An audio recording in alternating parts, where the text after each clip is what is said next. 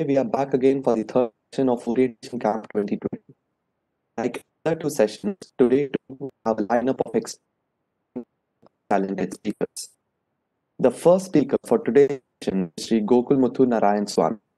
Gokul Muthu Narayan Swami, or as he is fondly known as Gomu, has been a devotee of Sri Ramakrishna and got introduced to Ramakrishna in 1892.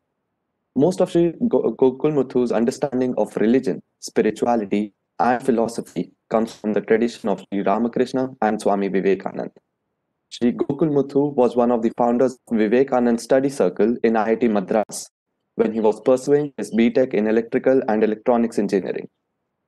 Apart from this, he was also the secretary of Sanskrit Sangh at IIC Bangalore when he was pursuing his MSc in Computer Science.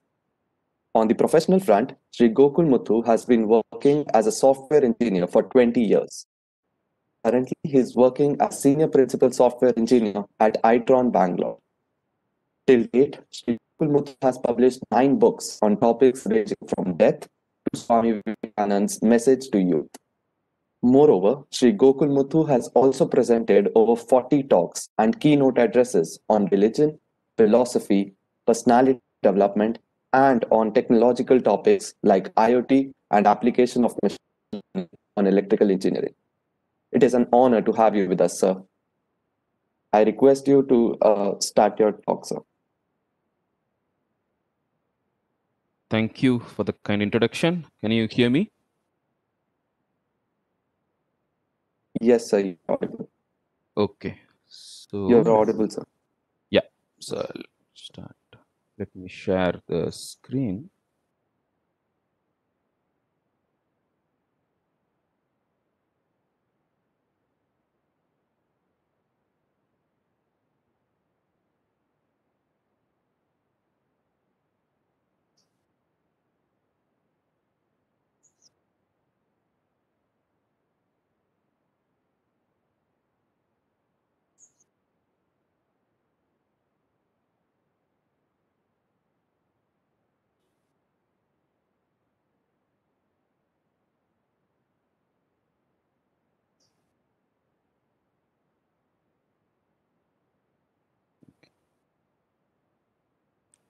So everything is fine. You're able to see my screen?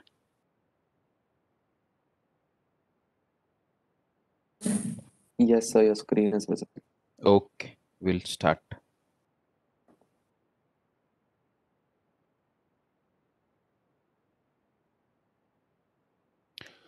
Okay. Good morning, all of you. It is really a pleasure to talk to you today. So today we will talk about personality development. So I'll take about maybe an hour and 15 minutes, and then maybe we can have some question answer at the end. Okay. So first, let me go through what I have put together for you. So when you say personality development, the first thing which comes to our mind is there are so many self-help, the so-called self-help books, right? And whatever I given here is only a small, there are hundreds of them actually. And if you look at all these self-help books, and I've been reading them for the past 20, 30 years now, like quite a few of them. And there are a few things which are common to all of them. Okay. So if you look at it, the first thing which every self-help book or every personality development book will tell you is you are responsible for your life. Okay. And second thing that they will tell you is don't compromise on integrity, right? Honesty, straightforwardness, that is the core of your life. And you cannot be a liar, you cannot be a cheat, you cannot have lack of integrity is absolutely not acceptable. In the long term, it will not help you at all. Okay. So integrity is very, very important. The third, which they will tell you, is that you should have a goal, and all your activities you should prioritize based on your goal. Okay. So many of them will talk about how to understand yourself, how to set goals, So they will talk about all those. And then once you have decided your goals, like how to come up with action items and how to prioritize your various pursuits in life based on those goals. Then they will talk about how to work efficiently, right? Working hard is good, but it is more important to work smart than to work hard, right? So how to efficiently work, and of course an integral part of that is how to manage your time, right? So this will be one of the topics which are covered by all the personality development books. And then when you start, you have to obviously interact with others. So you have to always strive for a win-win. Like you cannot be that, okay, you are the winner and others are losers. Like that will not work out. Like people should feel that it was a fair game. People, even if you win in a particular situation, that should not affect your relationship. So sometimes it is okay for you to give up something, so that you can have the relationship better, right? So in any situation, you should strive for a win-win. So which means everyone involved should have something positive to take with them. Okay. And then be humble and receptive, right? Like, say they will always say like, you if you are arrogant, then you won't be able to succeed. People will not like you. People will not help you. So you have to be humble, and you have to be receptive to new ideas. You should listen to people. So these will be there. And they will say like, you have to keep learning continuously, and you have to keep improving. Your education does not stop with school or college, right? Your education is something which continues throughout your life, and you have to keep learning, and you have to constantly keep improving yourself. And finally, the last is help others on the path, right? Like it is not enough if you alone succeed. Like your success will have meaning only if you help others also to succeed. Now, this would be another important topic which will be covered in all the self-help books. Okay. And there are so many popular ones. And if at all you want to read one book out of the hundreds of books which are available, the most comprehensive book which I would tell you is The 7 Habits of Highly Effective People. Now, it was written by Stephen Covey like quite some years back. And in fact, his son, Sean Covey, he has written a book called 7 Habits of Highly Effective Teenagers, where he has taken his father's book and he has made it simple so that even a teenager can understand, right, with a lot of pictures and things like that. So even if you are, so I would say like now that you have got into college, so far your parents were responsible for you, and if you do something stupid, your school will say, okay, bring your parents, like, because the assumption is that your parents are responsible for you. Now you have come to college, and you are responsible for yourself, right? As you grow up, as you become mature in life, your parents become less and less responsible for you, and you become more and more responsible for your own life. So you need to develop some model, some philosophy, some set of things by which you can lead your life. You can look up Benjamin Franklin, right? Like one of the founding fathers of the United States. He has a 13 point scale, this thing, 13 points on which he used to keep measuring his life, right? Like he used to what did I learn today? Was I angry? Was I arrogant? What all he needs to, the kind of character that he wants to build up. Like even so he had made a 13 point one, and he followed it throughout his life. He formulated that when he was a teenager, and he followed it. And you can search on the net for Benjamin Franklin's this thing, 13 points for development, and you will find that it is very useful. So you have to develop some system for yourself, so that you can develop in life, so that there is a direction for you in your life. Okay. So having said this, right, now this itself, like if you take up and if you can read the 7 Habits book, you will be able to get a pretty good idea about how to form your life, what are the principles and everything, like how to take these things. But I want to take you a level deeper today. Okay. So this is what you will get out of self-help books, and it is good. And at least one self-help book, which I told you, which you should read. Okay. All of you should read that book. Now, I remember, once when I was in college, I was in the electrical engineering department. I was doing my BTech, and there was a midsem. I think it was maybe the third year or something, and we went to our prof, the electronics professor, Professor K. Radhakrishnan Rao, KRK. So we a group of students went and asked him, "Sir, what is the portion for the exam? Exam is there on Monday, and still you have not told us the portions. What is the syllabus for this exam on Monday?" And he replied back and said, "My dear students, there are several courses, several subjects which are being taught in this department of electrical and electronics. All subjects, the syllabus is the same. Kirchhoff's first law, Kirchhoff's second law. As you all know, like Kirchhoff's first law is conservation of charge, and Kirchhoff's second law is conservation of voltage, right? So basically, almost the entire electrical engineering can be derived from the fundamental principles, which is the law of conservation of charge and the law of conservation of voltage. Like there is, if you are getting into higher calculus and mathematics, you'll say del dot equal to 0 and del cross equal to 0. The basic conservation laws of this whole universe, right? Of entire physics and engineering, everywhere, the fundamental law is just one fundamental law, right? So, so now the question is, now there are so many self-help books, so much of personality development related talks. Now, is there something which is fundamental? If I understand that, from that basics, I can derive as corollary everything else which are here, right? So all the hundreds of self-help books and personality development books, like, is there something which is fundamental, just like the fundamental laws of physics? Is there something which is fundamental? If I understand and grasp that, then all the rest I can understand, and everything will be logically derivable. Okay, so that is a question, and that is what I would like to address today.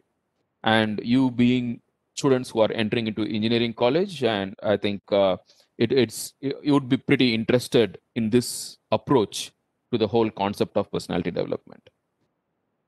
So the question we need to understand is, what is personality, right? What is personality? So this, if you understand clearly, then all the rest can just become corollaries. Okay, so this is a core which you need to understand very, very clearly, right? What do you mean by personality? Now, when you are in school, of course, like you might be fed. People might tell you what to think, how to think. But now, when you are in college, like you have to think for your own, right? You need to develop your own thinking. Okay, so there are some certain core things you should have you should have the maturity to ask basic questions. Who am I, right? Who am I? What is my relationship with this world, right? What is the purpose of this life?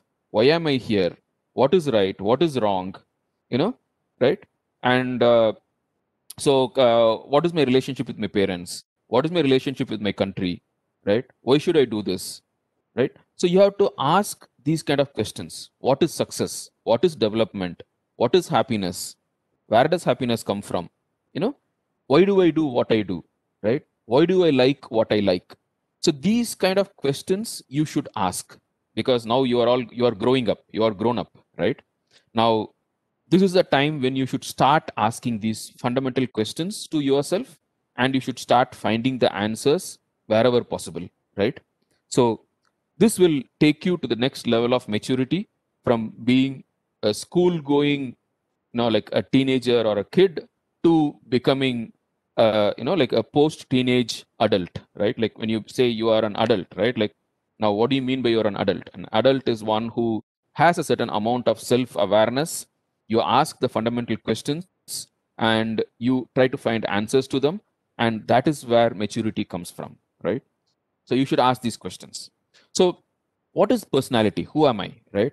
So traditionally, right, in our culture, we have personality. We define 5 layers of our personality. Okay. So when we say I, when you say I, there are 5 layers called koshas. Okay. The first layer is called Annamaya Kosha. So Annamaya Kosha is a physical sheath, right? Like that is your physical body. Okay. So your physical body, which includes your, like your body, your height, your weight, your color, like your color of your eyes, color of your hair, color of your skin, like all these things, right? These all come under your physical body. To understand it easily, like suppose there is a person who has just now died. Okay. Now, what is common between the person who was living just 5 minutes back and who is dead now? Like, what is common between the dead body and the living body, right? So that is the physical body, right? The height will be the same, weight is the same, color is the same, everything will be the same. Just that the life is not there, right?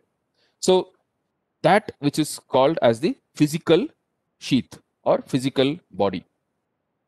The second layer is called Pranamaya Kosha, which is called the physiological body, right? So what was there extra in a living person? And let us say he was in coma, right?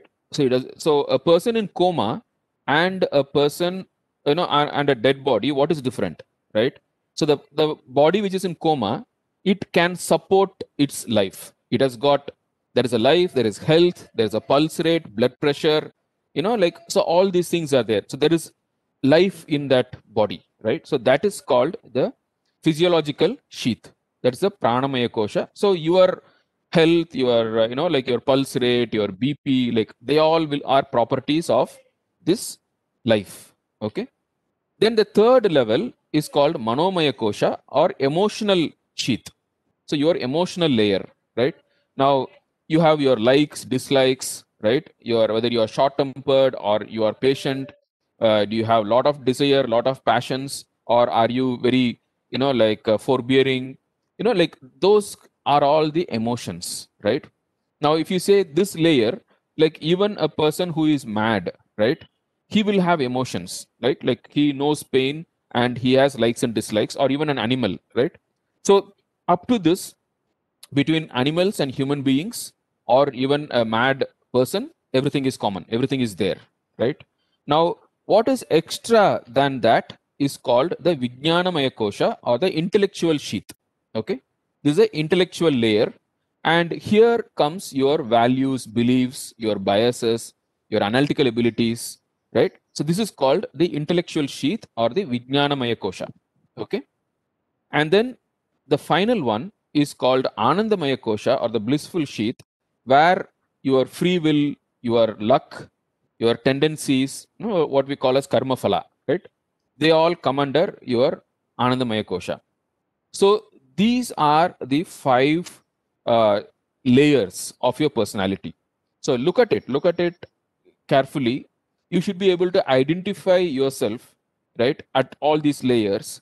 And so you have a body, you have a life, you have likes and dislikes, you have values, and you have free will, right? So which means you are not these things. These are all your instruments, right? Just like how you have a pen with which you write, no? Right? You have a pen and you write with your pen. So similarly, you have a hand and you write with your hand. So your body is not you. Your body is just an instrument. Just like, you have your scooter or you have a car, you go in the car or go in the scooter. Similarly, like that is an instrument, or you live in a house, right? So similarly, you as a person, you are living in this body. Your body, this body is not you. Okay. And not even the life, right? Your health, your pulse rate, blood pressure, these all define the life in the body, not you. Similarly, your likes and dislikes, right? What do you like? What do you don't like? Like what book you like, what movie you like, or what movie you don't like, which place you like to go. Those all come under the emotional layer, and that is just a property of your emotions, and it is not you. You have those things. You are not those things. Okay. Then similarly, intellectual values, beliefs, biases, these things will keep changing, right? You are the constant entity behind all these changing entities. So the first thing you should understand very, very clearly is all these five are my instruments. They are not me. I am different from these five, and I use all these things as my instruments, and they are under my control, and I can change them as I want. I can use them as I want. Now, this is something which you should understand very clearly. If you're able to understand this, then I'll tell you your life will be very smooth, and most of the problems in life will be resolved, and problems itself will not be there if you are able to look at yourself as different from these five and something, and as someone who is using all these five. Okay. Now, the Upanishad gives and explains the same thing using a example of a chariot. Okay, so the body, right, is like this chariot. Okay, and the person, you are the passenger in the chariot. Okay, and the horses, right, the sense organs are the horses, and the intellect is the charioteer, and the mind which connects the intellect to the sense organs is the rein, no, like the rope which connects the horses to the charioteer, by which the charioteer can control the horses.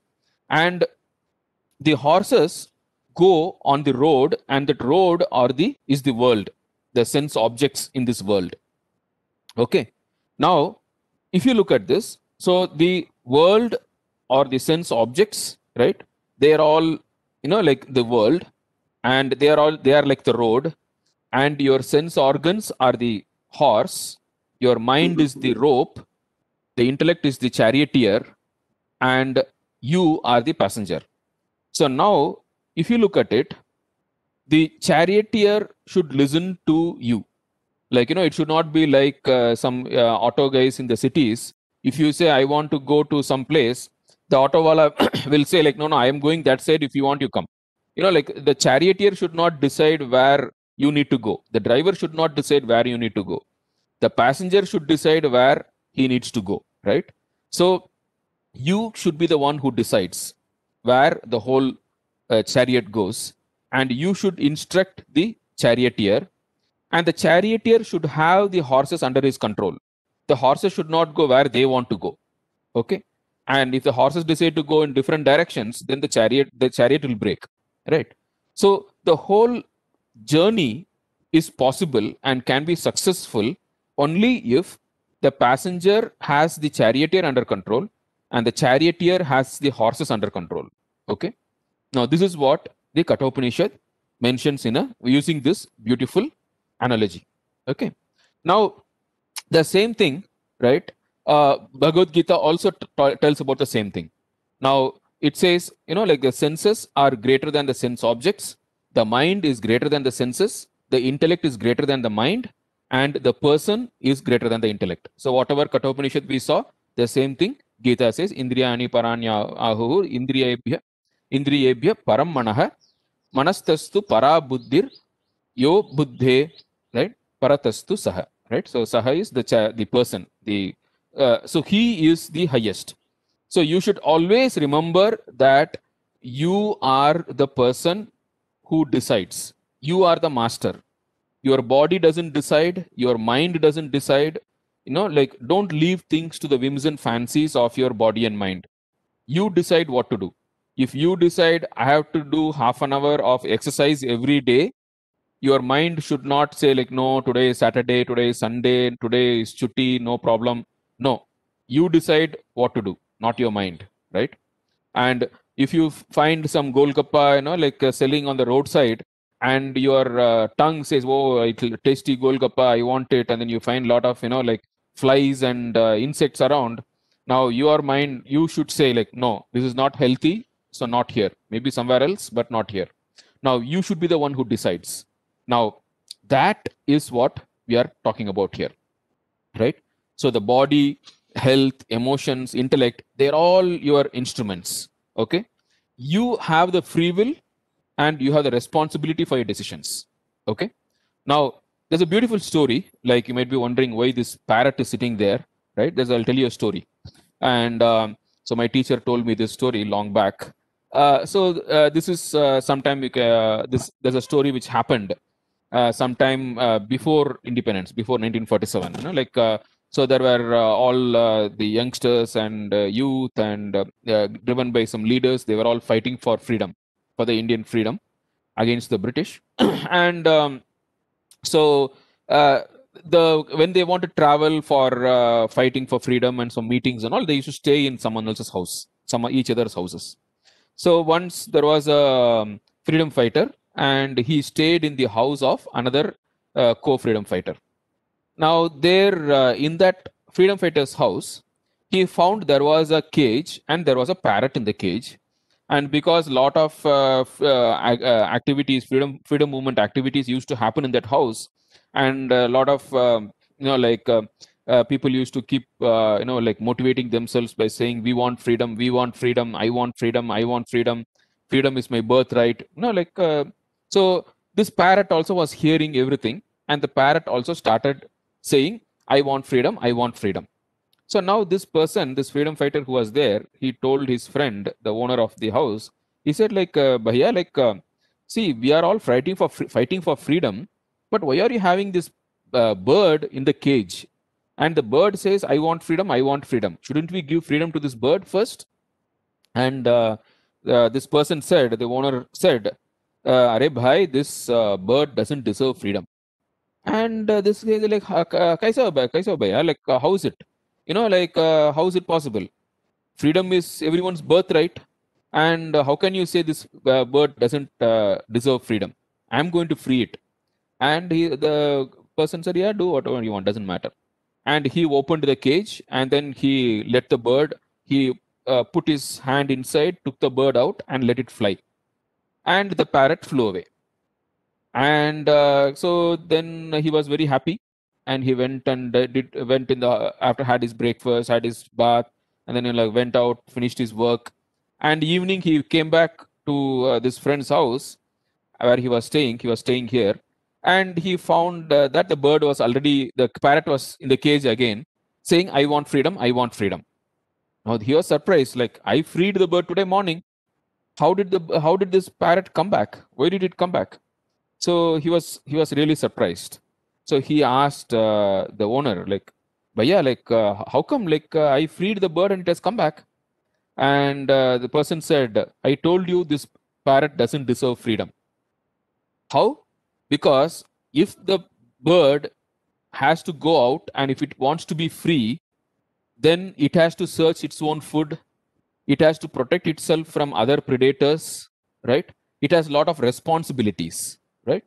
Now, unless it has all these responsibilities, unless the bird is willing to take the responsibility for its own life, for its own food and survival and everything, now it doesn't deserve freedom, right? Freedom and responsibility come together. So if you want freedom, you should be willing to take responsibilities. And all of us have free will, and to that extent we are willing to take responsibility for our decisions, we can exercise our free will, and we can achieve whatever we want in life, right? So remember this, always freedom and responsibility go together. If you are willing to take responsibilities, people will give you freedom. If you don't want to take responsibilities, you will not be given any freedom. Okay, remember this. Okay, and hold all the instruments under your control. So we said, body, health, emotions, intellect, these are all our instruments, right? And they should be held under our control. Like, that is real freedom. Not letting the mind and letting the body, wake up whenever you want, sleep whenever you want, eat whatever you want, eat whenever you want. If you want to take bath, take bath. If you don't want to take bath, don't take bath. That is not freedom. That is not freedom. Freedom is where your body, your mind, they listen to you, right? They obey you. If you have to decide, right, when to wake up, and your body should wake up. You decide what to eat and your mind obeys you. If you say, no, this food is not healthy, your mind should obey, right? That is freedom. Freedom is not freedom of the senses, not freedom of the body. Freedom is freedom from the senses, freedom from the body. Okay, that is real freedom. So you have to understand that you are different from this body, you are different from the mind, you are different from the intellect, and they are all your instruments and they should be under your control. Then you are free. Okay. When we were in school, we used to write, the exercise which be given like fire. Is it a friend or is it an enemy? Is it good or enemy? Nuclear power. Is it good or bad? And everywhere the theme or the answer is the same. If the fire is under your control, it is a friend. But a fire which is not under your control is an enemy. It will burn you. As long as the fire is under your control, you can achieve a lot of things by using that fire. And that applies to your mind also. And that is exactly what there is a shloka, beautiful shloka in the Gita, which says, you, as long as a mind which is under your control is your friend, and a mind which is not under your control is your enemy. Okay. So now you have to decide your goals and you should pursue them consciously. Then you have your life under your control. And of course, this freedom will come with responsibilities. So you have to be willing to shoulder the responsibilities. Then you are free. If you don't decide your goals, you will spend your entire life working for someone else's goals. Okay.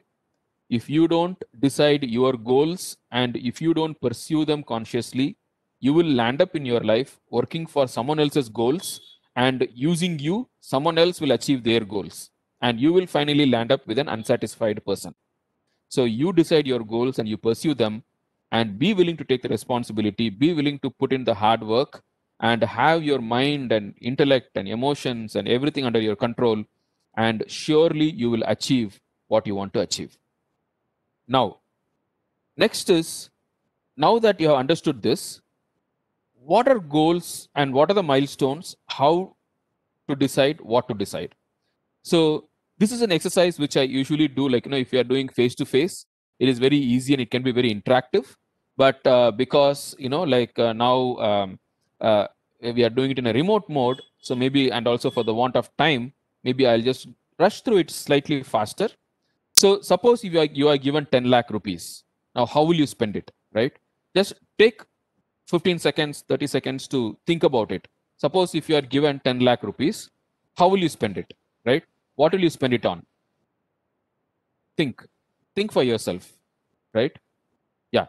So you might save it, like you might put into a bank, or you might invest, right? Some people give these answers. Yep. Stock market, investment, very good. Yep.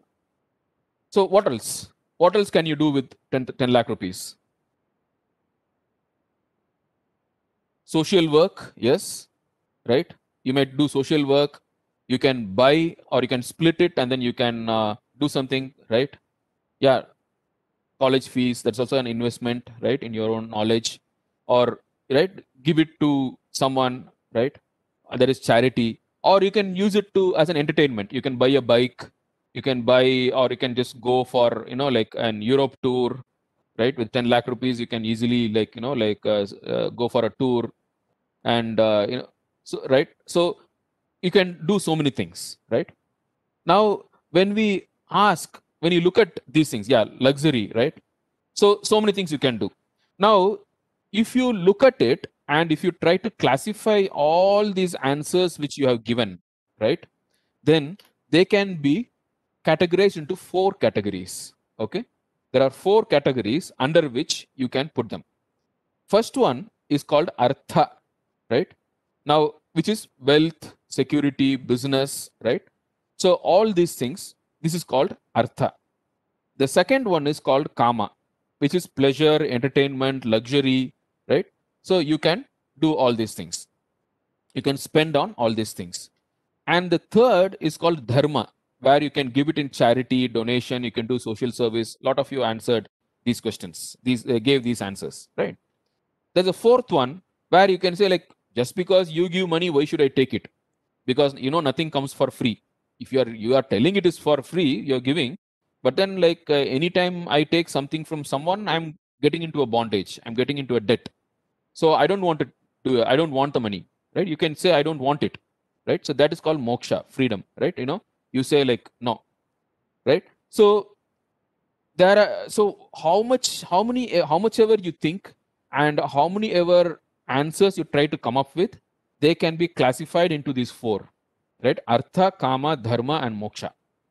And these four are called purusharthas, the goals of a human being. Anyone, these are the goals, okay? And this is not only for money. Suppose if I tell you, okay, I give you 6 months of paid vacation, you can go and do whatever you want. What do you want to do? Someone will say, I want to learn something. Someone will say, I want to earn something. I want to do a business. Someone will say, I want to go on a tour. Someone might say, I will go and do some social service. Even if you say, like, I tell you, I'm giving you 1 month or 3 months or 6 months of paid time. I will take care of your, like roti kapda makan. You do whatever you want. Again, whatever you want to do will come under only these four categories. Okay. So these are the four fundamental goals of life, and that is what is there in our Indian flag. Artha and Kama, which is prosperity, is indicated by the green, okay, and Dharma is indicated by the white, and the Dharma Chakra is also there, and Moksha is indicated by the saffron on the top. And also this gives what is higher than the other, right? Than prosperity, dharma is higher, and the goal of moksha or dispassion or freedom is higher than the dharma also. Okay, so these are the four goals, and whenever you see the Indian flag, remember this, that this indicates the four goals, and it also tells you which goal is higher than the other. Fine. Now, when you look at this, if you talk to, there have been a lot of interviews where people have talked to each other, talked and taken surveys. What actually gives happiness? What is it? There are so many goals, but what gives long-term happiness? Like, does money give long-term happiness, or does experience give long-term happiness, entertainment, pleasure, or does charity give long-term happiness? Like, what gives long-term happiness? Okay. So invariably, all the studies which have been done all over the world, not only in India, all over the world, under different age groups, they have been always indicating that real fulfillment of life is in serving the people around you by doing your duties happily with dispassion and freedom. Okay. So dharma and moksha, serving people by doing your duty with dispassion. This is what people have been achieved. Artha and kama, security, money, entertainment, luxury, they may give you some amount of happiness to start with, right? When you're very much deprived of them, they might have some value, but moment you have some basic necessities of life and basic pleasures in life, very quickly they no longer are goals, and the goal is always, the long term goals are always dharma and moksha. This has been proved time and again. So whenever, if you have like a choice between artha kama and dharma moksha, always go for dharma moksha. Have artha and kama as the means, not the end. Okay. So, but as a milestone, you can have artha. You can say, okay, fine, like my family has got a lot of debt and financial dependencies are there. There are a lot of I have got sisters, I got brothers, like there is a lot of debt in the family. I have to work and I have to earn to clear them and to settle the family. Yes, important. That is a good milestone, but that cannot be the goal. Okay. So similarly, like, okay, you want some pleasure, you want some entertainment. Yes, like fine. They can be okay, like as some time pass, but they can never be the goal of life. The goal of life can only be serving people and also dispassion, freedom, right? Like, so you should be independent of, you should not be expecting anything out, right? So that is basically called moksha. No expectations of anything external from people, objects, or situations for your happiness. That's called moksha. Okay. So this is the kind of goals and milestones. With this in picture, you are free to pursue your dharmic desires. So my teacher, Swami Paramarthanandji, he used to put it in a very nice way. So he used to say, like, have your goals and have your pursuits, pursue your means and goals, everything is fine, subject to three conditions. Okay, he used to give three conditions subject to which you can pursue whatever you want. The first condition is your goal and the means should be legal and ethical. No violation of law, and even if it is legal, if it is unethical, it is not acceptable. So any goal that you pursue and also the means that you pursue should be legal and ethical. Second thing is it should be moderate. Like, you should know the priorities in life. You should know that, okay, what is more important in the long term and what is in the short term, and with that priority in mind, you can pursue. Say for example, like, you have to submit an assignment tomorrow, and today there is a cricket match, and if you watch the cricket match, you can't submit the assignment, and like, you can do only one of them. So now where does your priorities lie? Like, you can say, like, okay, like, it's okay, I will lose a match in the assignment, I want to watch cricket match. Or you can say, like, no, like, cricket match, I can even watch the recordings or highlights, I want to do my assignment. So that is called moderation of the goal, right? Like, keep your priorities clear and ensure that different goals which you have, which are conflicting, are aligned according to your priorities. The third one is called non-binding. Like, so some things you will have success sometimes, you will have failure sometimes. You should be able to face success and failure properly, right, with equanimity, so that you can learn your lessons from your success and failure. This three LMN, right? Very easy to remember. LMN, right? Legal and ethical, moderate, and non-binding. Subject to these three, you can have your goals and you can have the means to the goals, and no problem, you will be able to come up in life. Okay. Now, having this, you have to ask yourself some questions, right? Now, if someone asks you, okay, what do you want to become in life? What do you want to achieve in life? Like, if you say, well, I just want to earn money, I want to have a house, I want to do this, I want to do that, like, those don't hold good and cannot inspire you for a long time. So the better question to ask yourself is, what problem of mankind I want to address, right? What is the problem of humanity that I want to address? Now, once you have some, see whether you have the means to attain it or not, that is okay. That will come later, because just now you are entering into life as a student, right? So means will come to attain whatever you want, but see what is the kind of problems of humanity you want to address, right? And wherever you are, look at what value you want to add. Don't try to see what is in it for me. That will never work. Okay. Don't look for what is in it for me. Don't look for grabbing, right? Always you look for what is the value you can add. What can you give, right? What can you give is more important than what can you get. They used to say, like, if you should be like a coconut tree. Even the water that it drank through its roots, it will give it out as the nariyal pani, like as the water, right? So everything that you take has to be multiplied and given back. That is the law of nature. So you focus on what value you can add, and automatically the rest of it will come to you. You don't need to worry about it. Okay. So this is about goals. And when you want to attain the goals, now the process is very important, and the goal will come automatically. So how do you, there are a lot of, like self-help books and a lot of this personal development, like they'll tell you like how to define a goal and how to attain your goal. I'm just here giving you just a small glimpse of it. You can always go and read, right? So when you want to define your goal, once you have your goal, you have to articulate your goal in present tense. Okay. Say for example, you can say like, I So you visualize it, like I have a PhD in material science and I have found the best material to make solar electric cells. Let us say, like, you find that, okay, the biggest problem for humanity is energy, and especially in developing countries where there is a lot of sunlight. Can everyone be on mute? Can everyone go on mute, please? Whoever is not on mute, please go on mute. Okay.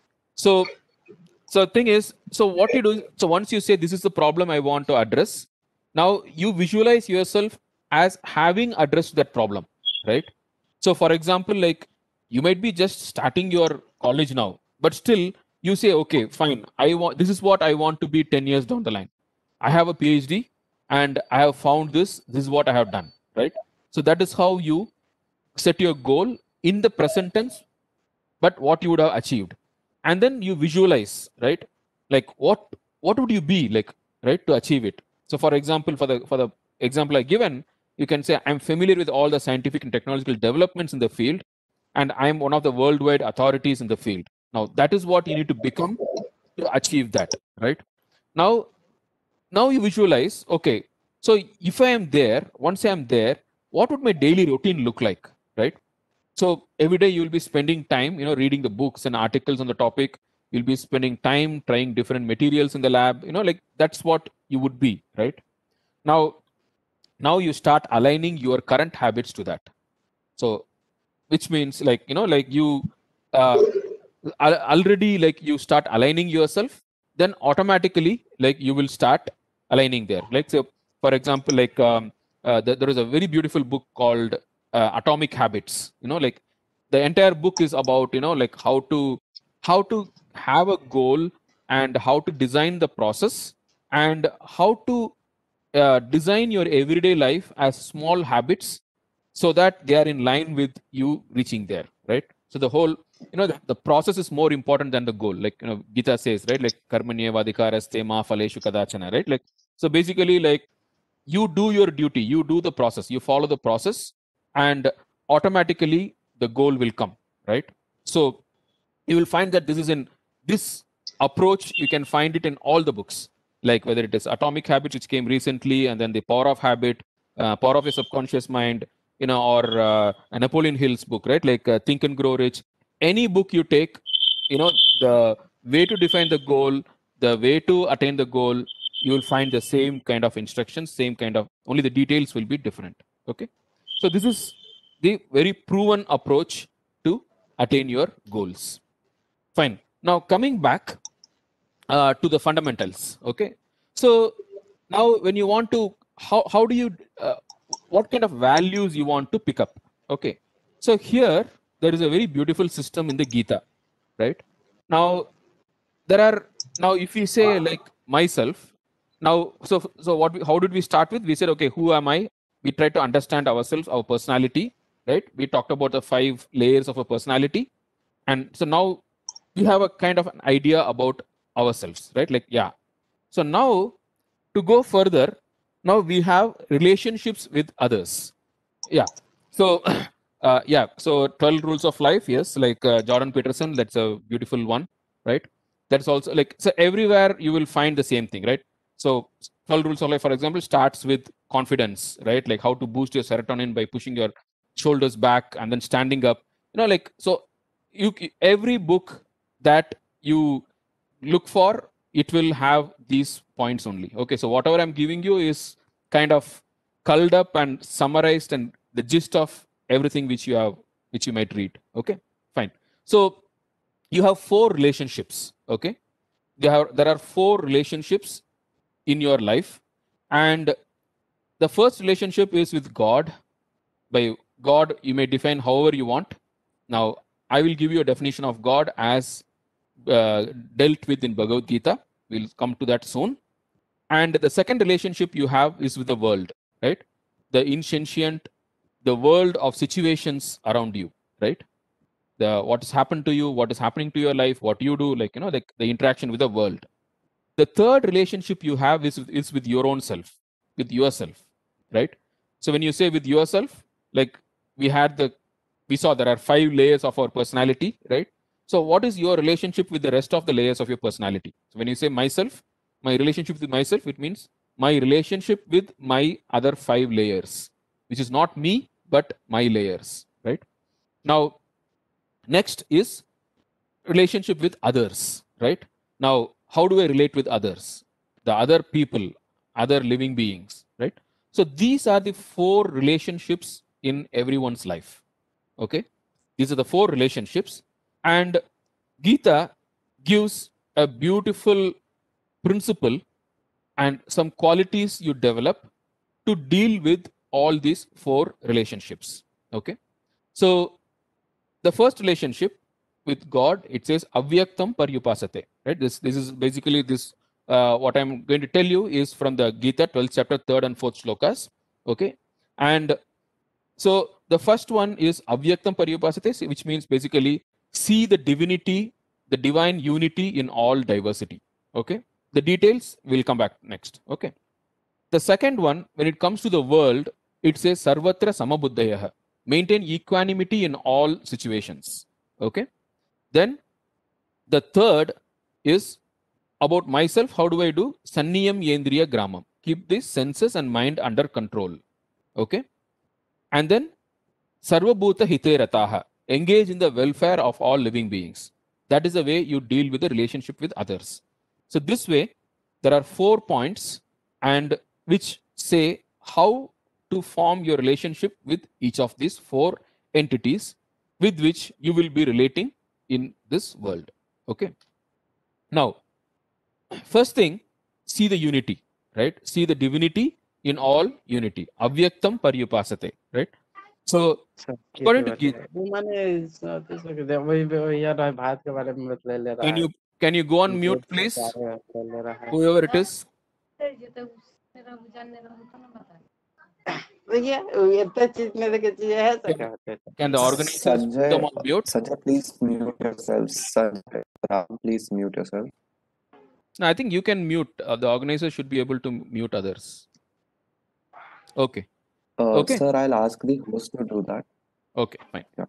Okay. So you should see the unity in all the diversity, right? So now the according to Gita, God is the sum total of everything that exists. Okay. So now this shloka 10:20 is aham atma gudakesha sarva bhutashe stitah aham adischa madhyam cha bhutanam antayevacha. Like, so I am the beginning and middle and end of everything that exists, and I am the life principle, consciousness principle who exists in all the living beings, right? So that is the vision of God according to the Gita, right? The sum total of everything that exists. So God is that intelligent supreme being to whom this entire universe is the body, and all the minds of everyone put together is the mind, and all the intellect of everyone put together is the intellect. So that is the way it defines. Okay. So the sum total of everything that exists is what we call as God. And God is the indwelling spirit in all living beings, right? So 15th chapter, 14 and 15, right? So basically like aham vaishwanaro bhutva, I think that's what is 14, I think, if I'm not right, right? Aham vaishwanaro bhutva praninam deham ashritah. So basically he says, I am the life principle who is there living in all the beings. I am the one who, prana samayukta pachamyannam chaturvidam, right? Like, so he says, I am the one who breathes in and out, sitting in the body of every living being. I am the one who eats the food that every living being eats, right? And then 15:15 he says, I am the one who sits in every living being and thinks. And so basically he says, I am the one who is in everyone and who eats, who breathes, who thinks, who does everything. So the indwelling spirit in all living beings is God, right? And God is the essence of everything. Okay, he says, like, you have suppose in a house you have different electrical appliances, right? There is an AC, there is a fan, there is a light, there is a heater. Now the electricity which runs through all of them is the same, but depending on the individual characteristics of the appliances, one appliance gives heat, the other one gives cold, the other one gives air. Like it may be a fan, it might be a heater, it might be a refrigerator. Like, depending on the appliance, they give different things using the same electricity. So Krishna says here, like basically he says like, maya proktam sutra manigana eva. Like just like how like how beads are strung together in a thread. Similarly, he says everything in this universe is strung on me like beads. He says, the Lord says, I am the thread which runs through everything, right? The Lord is the essence of everything. And all the worship, whatever you do, reaches the same God. And God responds appropriately, right? Yo yo yam yam tanum bhaktah shraddhayarchitum ichchati tasya tasya chalam shraddham tameva vidadamyaham. That is 721. Okay, like so he says like whoever worships calling by whatever name, using whatever form or formless, every worship comes to the same God, and that God responds appropriately depending on how he has been worshipped. So this is the concept of God that we have, and God is the order in this whole universe or nature. Like this whole universe has a certain order, right? Like, and it is sustained, and that sustaining principle is God. So there is a unity in the whole universe, right? Now there is a unity, just like how like we have hands, we have like there's a very beautiful illustration which people give. By mistake, if your teeth bites the tongue, you don't take a hammer and hit your teeth, right? Because the teeth is also yours and tongue is also yours. They both belong to the same single unity. And exactly in the same way, in this whole universe, everything forms a part of the same unity, right? Mamaiva amsho jiva loke jiva bhuta sanatanaha, he says. Mamaiva amsha, right? Amsha means part, right? And he says everything, every living being in this universe is a part of me. That's what the Lord says, right? So that is the idea, that is the concept of God that we have. And now that is about our relationship with God, right? Now coming to the situations in life, right? Then sarvatra samabuddhi, right? Sarvatra samabuddhi is the situation in life that that we have to maintain, right? Equanimity in all situations, right? Life will have ups and downs, okay? And there will be pain, there will be pleasure, gain, loss, success, failure, right? So shitoshna samadukkeshu labha labho jaya jayav, right? Like, and so everything will be there, right? Tulya ninda stutir mauni, right? So basically, like you will have ninda and you will have this thing also, right? Someone will praise you and someone will curse you. Like both will happen. Everything will happen in life. Now, tham titikshashva bharata, like learn to forbear them, right? You have to forbear them. Life will have ups and downs. You see what lesson you need to learn. That is what is important. And in life, everything is give and take. You cannot be always grabbing. You cannot be always in a grabbing mode. Okay, you give, then automatically things will come to you. So give and take is the principle of life. As long as if you don't want to give, you will not get anything in life. And in fact, Krishna goes to the extent of saying a person who takes without giving is a thief and he eats sin. That's what he says. Like a person who takes without giving is a thief. All of you are all students. Just now you are entering into your life, and for the past 20 years you have been taking, right? When a human child is born, the child cannot take care of itself. Someone has to take care of the child. And till 15 years, 18 years, 20 years, like you are 18 years now. You just now entered college, right? Like, yeah. So you have been always in a receiving mode, right? You have been taking. Like, just imagine the amount of investment which has gone into you from your family, from the society, from the country, right? So much of investment, 17 years maybe, like, like so much of investment has gone into you, right? Now, nature has a balance. So nature will expect you to give back. You have to give back. If you don't give back willingly, you will be forced to give forcibly, right? If you don't give willingly, you will be things will be taken up from you forcibly. So give and take is the rule of nature. It is okay. You keep taking more, you learn, but then you have to be sincere in your studies. And once your learning phase is over, you have to start giving back to society, giving back to your family, right? Now, only then the balance will be maintained. Till then, you are under debt, runa. Like there is a beautiful concept of Pancha Maha Yajna, which will to pay back the Pancha Runa, right? Like, so that is what we have in the Indian culture. And so you can search for Pancha Maha Yajna, right? Like, so there are 5. So it's called Devaruna, where you pay back to nature, right? Then you have Bhutaruna, where you have taken so much from the animals, like from outside, you have to pay back to animals and plants, right? And then you have Manushya Runa, where to other human beings, right? Like you have so far taken so much of services from so many other human beings, you have to pay back that. Then Pitru Runa, to your own parents and grandparents, and so you have taken so much, you have to give back. And then finally, Rishi Runa, where you have the education and culture, right? Science, technology, education, culture, so many things you have been taking. You have to give back by teaching, by working, right? So these 5, Devaruna, Bhutaruna, Manusharuna, Pitruruna, and Rishiruna. These 5 debts are there. And by the time you grow up and by the time you are in a position to start contributing to society, right? And this world is run by give and take, and the more you give, the more peaceful you will be, right? So there will come a time where you have to give, and don't hesitate to give, right? And do your duty and be ready for any situation. Things will happen as per the law of karma and as per your past actions.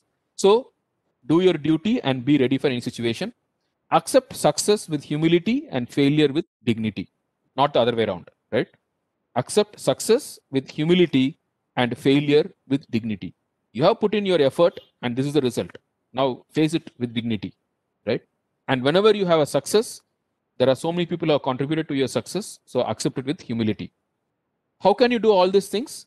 And if you have understood the concept of God, as we discussed in the previous slide, then do all your actions as offering to God and accept all the results as gifts from God. 12:6, right? Like, so, yat karoshi yadashnasi yajjuhosi dadasi yat. No, that is the 9th chapter. Okay, 12:6 is etu sarvani karmani mayi sanyasya matparaha ananya neva yogena mam dhyayanta upasate. So that is the 12:6, right? Like, so whatever you do it as an offering to God, and whatever results you get, take it as a gift from God, right? This way you can maintain equanimity in all situations. Then the third is about yourself, right? What is the relationship about yourself? Maintain self-discipline. As I told you, there are 5 layers to the personality, and they are all not you. They are your instruments, right? The senses and the mind, everything. Keep them under control. And quality of your mind depends on the quality of your life depends on the quality of your mind. There's a beautiful saying which says, like, just as how as the water level rises and falls, the lotus keeps going up and down and maintains always the same. So similarly, the quality of your life depends on the quality of your mind, right? So it is not what you have that matters. What matters is what you are, right? So that is what matters. And a mind which is under control is your friend, and mind which is not under control is an enemy, right? And repeatedly thinking of things will create your binding, right? So repeated thinking, right, will create patterns of thought in your mind. So you decide what you want to think. If you keep thinking about sense objects and lowly things, then it will lead to your downfall. If you keep thinking about higher principles of life and good things, then your mind will become better. And practice moderation in food, rest, work. So Gita gives beautiful, instructions in all these things. And there are various kinds of self-disciplines. So Gita 17 for these shlokas, right? Like Devadvija Guru Prajna Pujanam Saucham Arjavam Ahimsa Brahmacharyam Ahimsa Cha Shariram Tapo Uchyate. That is 7:14.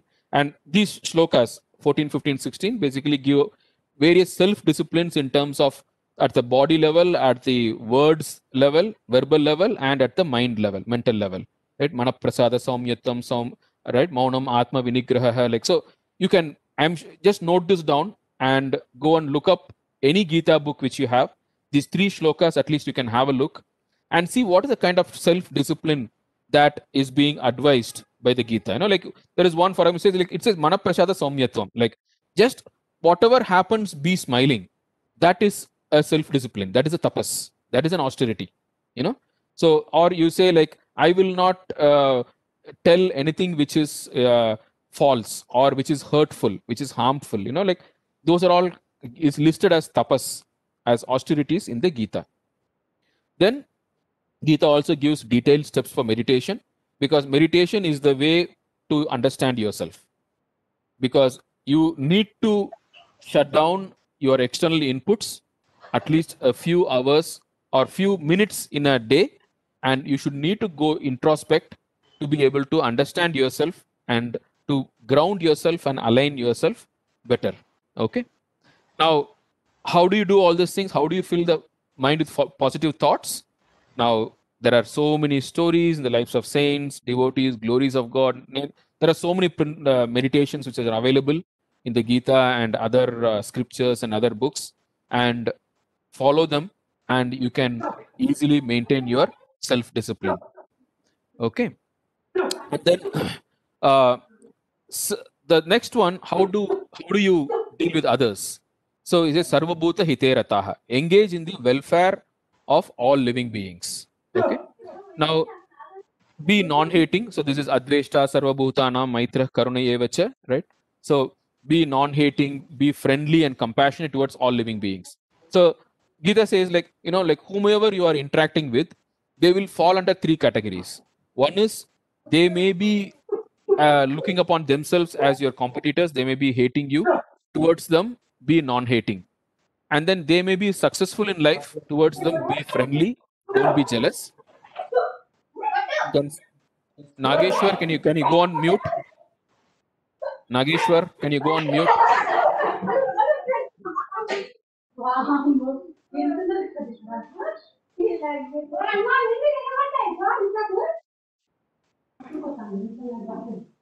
Saurabh or organizer, can you put them on mute?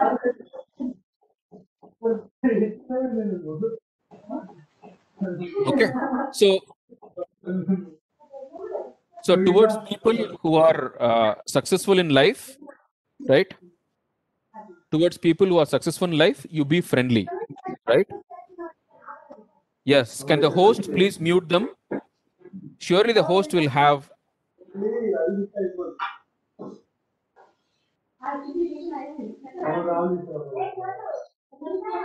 Sir, I'll try and contact the host and I'll ask them to mute Nageshwar. Yep. Okay, 1 second. Okay, I'm not able to mute all. That option is not there for me. Otherwise, I could do it. I think the host has to do it. Sir, yeah, sir. Only the host has the option, and I'll ask him to mute Nageshwar. Okay, thanks, Shaurya. Okay, so towards the people who are successful in life, be friendly, right? Enjoy. You also celebrate the success of that people. And then there's a third category of people who might be facing some difficulties in life, who might be, facing some bad situations in life. Towards them, be compassionate, right? So, adveshta, sarva bhutanam, maitra, karuna evacha.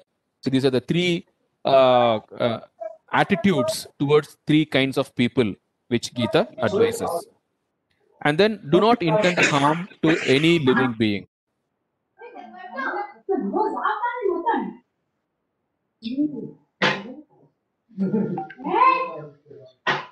Or can you remove Nageshwar from the meeting? Host, you should be able to do that.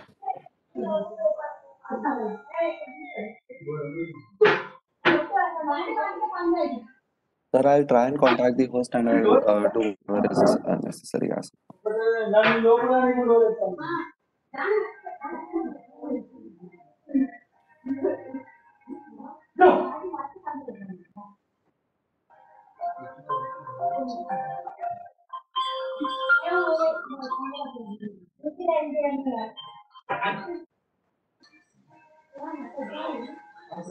No. Till then, if any of you know Nageshwar personally, can you please message him or call him up and ask him to mute himself? Okay, good. Yeah. So the next is don't intend harm to any living being, right? Gita, again and again, it talks about ahimsa. Ahimsa occurs so many places in Gita, and avoid harm as much as possible. So one of the questions which people might ask is, well, then why did Krishna ask Arjuna to fight? Well, that is because Arjuna was a soldier. He's a warrior. He's a commando, right? You cannot say like for the soldier who is protecting our borders, like you cannot tell him don't kill the enemy, because for a soldier the duty is to kill, right? In that, especially in the battlefield, right? So the instructions for a soldier according to his position in life is that, whereas the Samanya Dharma for everyone else, right, under normal circumstances, even for a soldier, is ahimsa, right? Don't intend harm to any living being. Avoid harm as much as possible. Okay. Then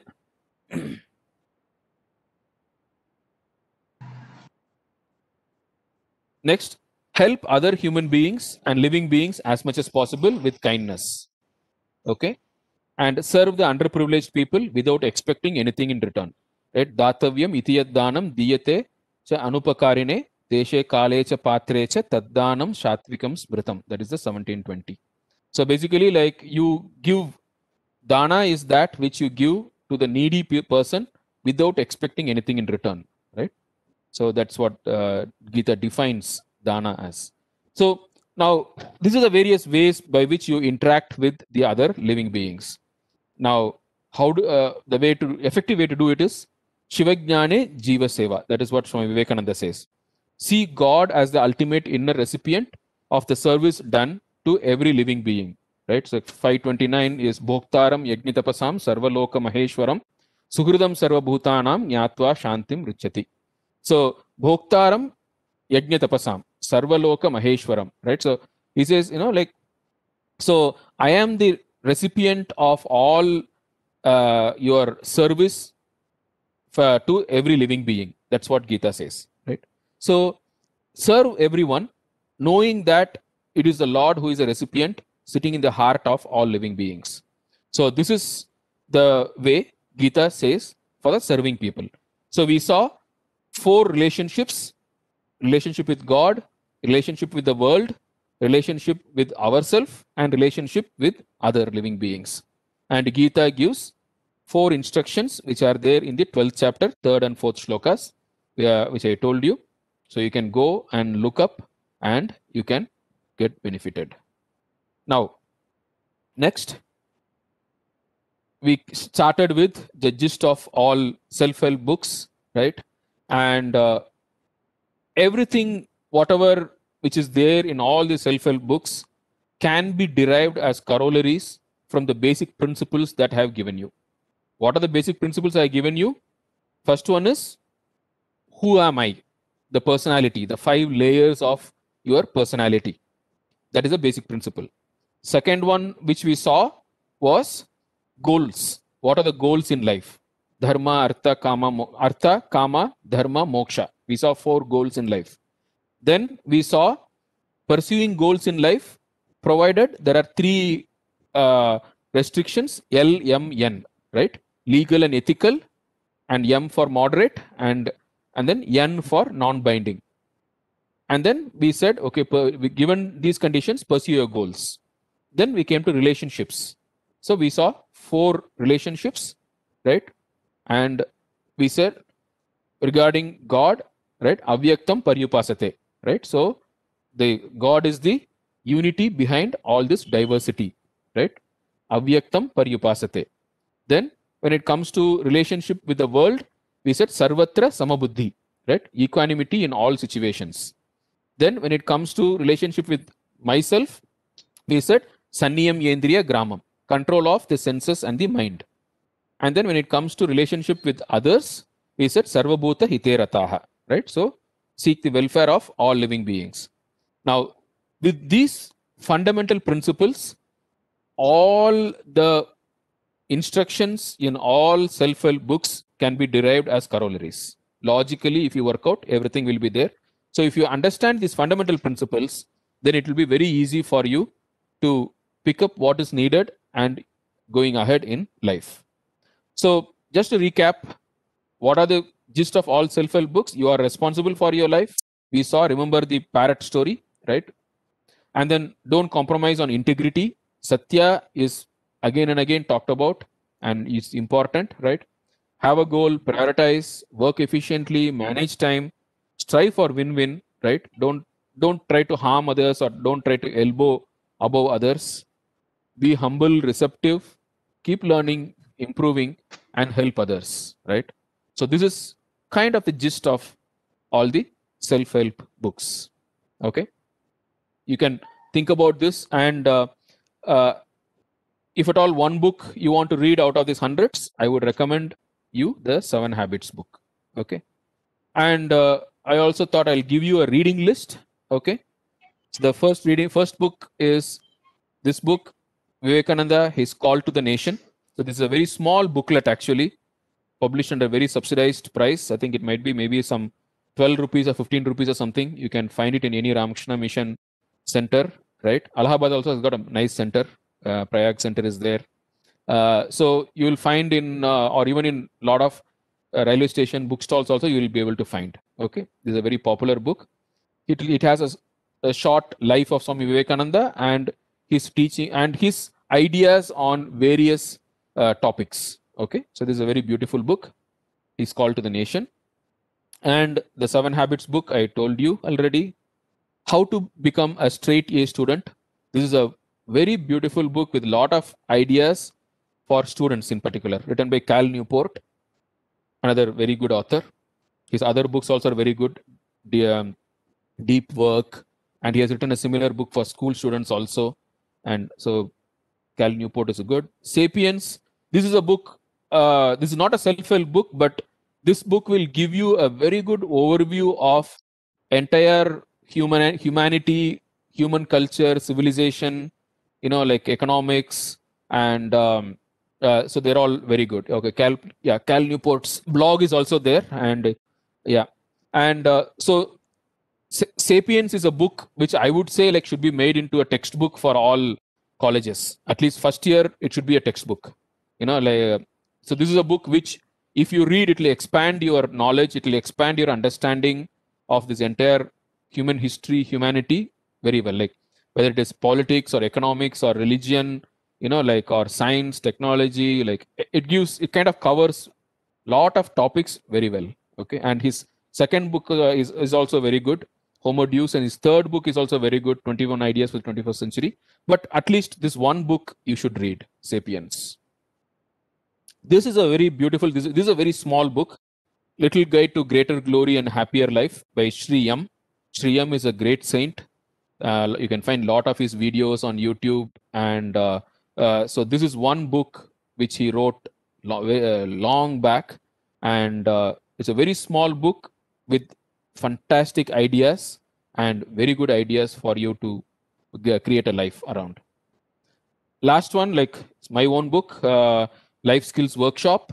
So this is a